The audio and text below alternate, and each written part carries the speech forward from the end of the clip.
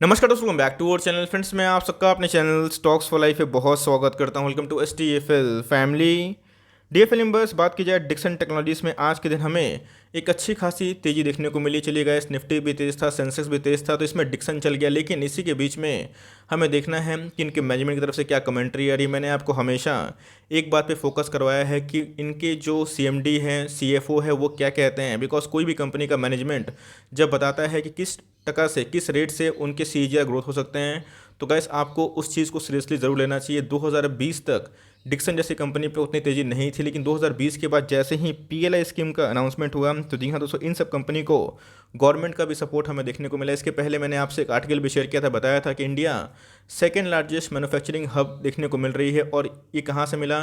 US की एक company है, उन्होंने डेटा पब्लिश किया और बताया कि इंडिया US को भी बीट कर चुका है और चाइना के जस्ट बाद हमें सेकेंड मैन्युफैक्चरिंग जो हब है वो देखने को मिल रहा है। तो इससे क्या होगा, बहुत सारी कंपनीज़ इंडिया में अपने स्टार्टअप प्लान कर सकते हैं और साथ ही साथ दोस्तों डिक्सन जैसी कंपनीज़ को एक बहुत सपोर्ट मिलने के चांसेस भी है और लॉन्ग टर्म में इनके CAGR ग्रोथ पे सीधा इम्पैक्ट पड़ेगा और इधर पे एक बहुत बड़ी अपॉर्चुनिटी होगी। बिकॉज इस डिकेड की बात की जाए तो इसमें गवर्नमेंट काफ़ी एग्रेसिव दिखाई पड़ रही है और मेक इन इंडिया से इन सब कंपनी को बहुत ही बेनिफिट मिलने वाला है। तो जी हाँ दोस्तों, अभी के टाइम की बात की जाए, CFO की एक बहुत बड़ी कमेंट्री आ चुकी है। इसके पहले भी डिक्सन 3800 के भाव पे आया था, मैंने कवर करके बताया था कि उधर पे आप चाहें तो आराम से एंट्री ले सकते हैं और देखते ही देखते उस लेवल से 700 रुपये अप हो चुका है। तो जी हाँ दोस्तों, अभी क्या करना चाहिए और क्या न्यूज़ आ रही है, मैं पूरा एकदम अनबायस्ड होकर पढ़ने की कोशिश करूंगा। चैनल फर्स्ट टाइम होंगे, सब्सक्राइब कर सकते हैं इस तरह क्वालिटी कंटेंट को सबसे पहले एक्सेस करने के लिए। Now without dealing any for time, let's begin. अब देख सकते हैं कि आज के दिन में हमें 5-6% के आसपास तेज़ी देखने को मिल रही थी। तो जी हाँ दोस्तों, आज बाजार भी काफ़ी तेज़ था, तो उसी के बीच में डिक्सन में भी एक अच्छी खासी हमें तेज़ी देखने को मिल रही है और देखते ही देखते दोस्तों ये 4400 का भाव पर ट्रेड कर रहा है। इसके पहले इसने एक बहुत ही अच्छा घुसने का मौका दिया था।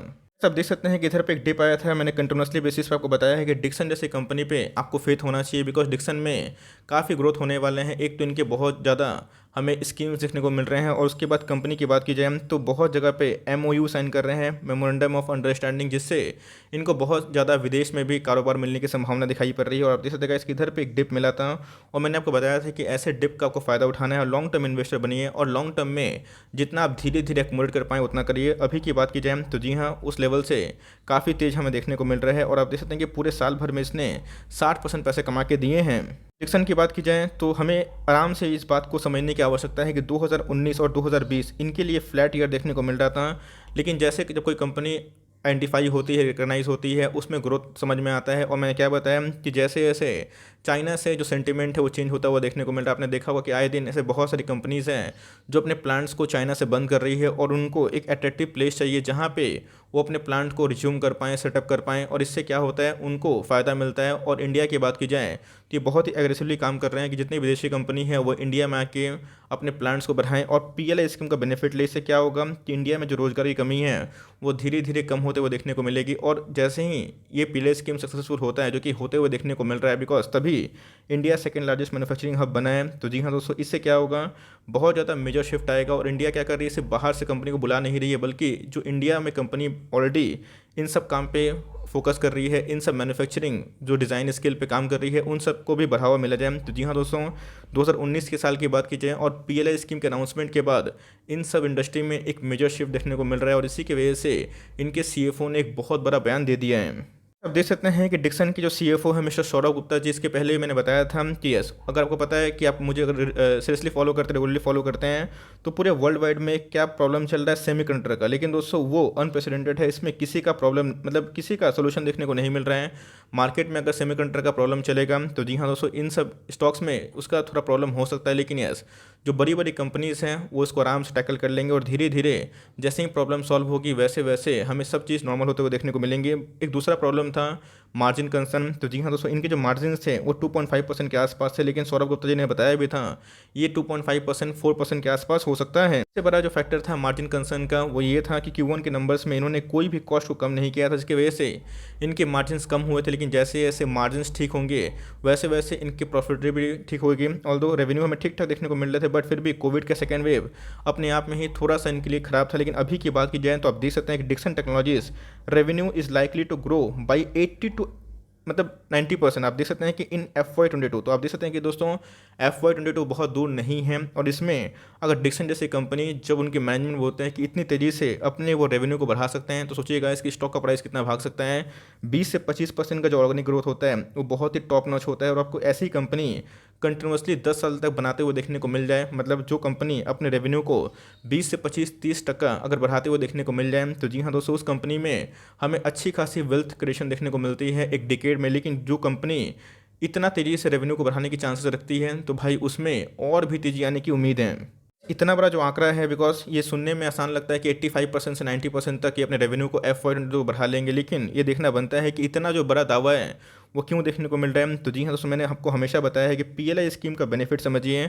अभी इसका जो इम्पैक्ट है समझ में नहीं आ रहा, लेकिन एक बार जब चीज़ पटरी पे आएगी तभी आपको समझ में आएगा कि PLI स्कीम कितना बेनिफिशियल है और कितना ये कंपनी के जो ऑर्डर बुक्स में चेंजेस ला सकते हैं। और जो अभी के टाइम में जो चिप शॉर्टेज है वो हमें टेम्प्रोरी देखने को मिल रहा है, लेकिन जैसे इसका जो इम्पैक्ट लॉन्ग टर्म में धीरे धीरे ठीक होता हुआ देखने को मिलेगा, वैसे वैसे ये सब कंपनी बहुत ही उछाल मारेगी। और डिक्सन की बात की जाए तो कैसा को मैंने बताया था कि जापान की कंपनी के साथ US की कंपनी के संग इनका MOU साइन हो चुका है और धीरे धीरे ये स्मार्टफोन मैन्युफैक्चर भी कर सकते हैं। और सोचिए दोस्तों कि आने वाले कल में ये सब कंपनी में कितना ग्रोथ होने की संभावना है।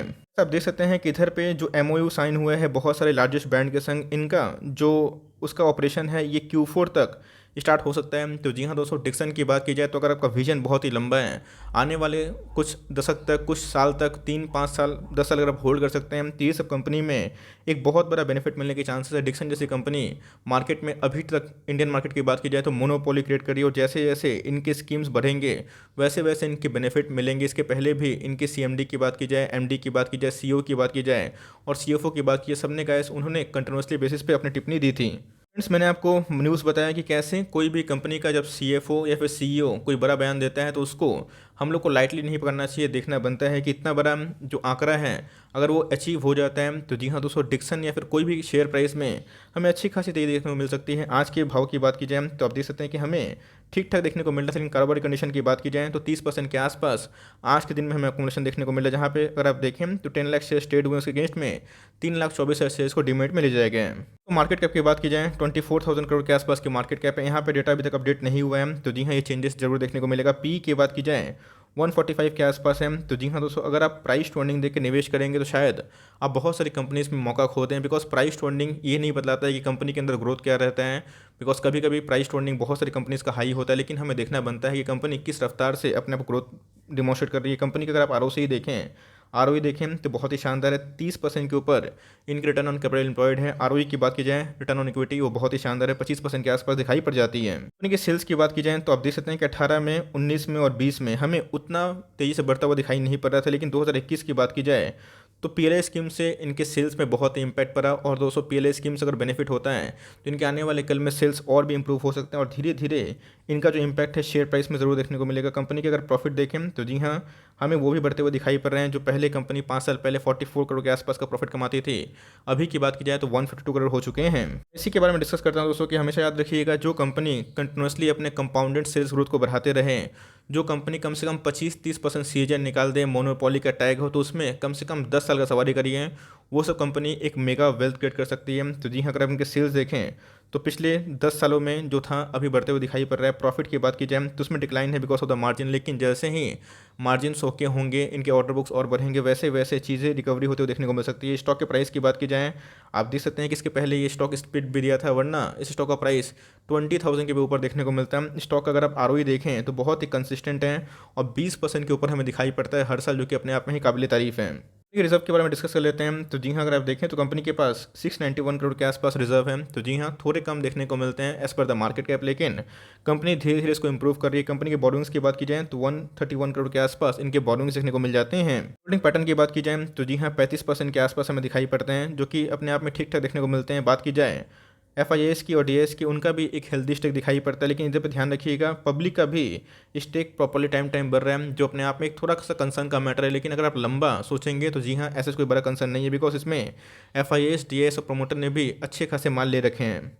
कहाँ पे एंट्री करना है, मैं 1 डे के चार्ट पर नहीं आऊँगा, वीकली चार्ट पे आऊँगा, बिकॉज अगर आप देखें तो पिछले कुछ समय से इसमें एक रेंज बाउंड देखने को मिल रहा है। तो जी हाँ दोस्तों, ये जो बॉक्स है, इस बॉक्स से अगर वो बाहर निकलता हुआ देखने को मिलेगा। तो जी हाँ दोस्तों, ये एक रैली कर सकती है 5000 के आसपास। तो मेरे हिसाब से आप चाहते हैं तो CMP में भी धीरे धीरे ऐड कर सकते हैं, बिकॉज अगर आप 1 डे के चार्ट में देखें तो आपको ये थोड़ा सा ओवरबॉट जोन पे देखने को मिलेगा, लेकिन अगर आप वीकली चार्ट में देखें तो अभी भी अपने मीडियन पे ट्रेड करता हुआ दिखाई पड़ रहा है। तो जी हाँ, डिक्सन पे आप चाहे तो फोकस कर सकते हैं, हर 100-200 के गैप में आप उठा सकते हैं। इसके पहले भी डिक्सन ने 4000 के लेवल पे, 4100 के लेवल पे, 4150 के लेवल पे बहुत बार घुसने का मौका दिया था। तो जी हाँ, अगर ये लेवल आता है, इसको एड ऑन डिप्स करना ना भूलें, और धीरे धीरे चाहते हैं ऐसी कंपनी जो कि मोनोपोली है और इसमें ग्रोथ भी है और जो आने वाले कल में टिक सकेगी, तो इस पर निवेश करना आप सोच सकते हैं। ऐसा नहीं है कि बल्क निवेश करिएगा, धीरे धीरे SIP के बेस उठाइए और लॉन्ग टर्म तक टिके रहे, बिकॉज जो कंपनी ग्रोथ दिखा रही है, जिनकी बड़ी बड़ी कमेंट्री देखने को मिल रही है और वो अपने कमेंट्री पे अगर खड़े उतरते हैं, तो जी हाँ, स्टॉक में हमें काफ़ी तेज़ी देखने को उम्मीद है। तो छोटी सी प्रेजेंटेशन थी, आई होप मेरा एफर्ट आपको अच्छा लगा। वीडियो अच्छी लगी तो लाइक कर दीजिएगा, चैनल फर्स्ट टाइम होंगे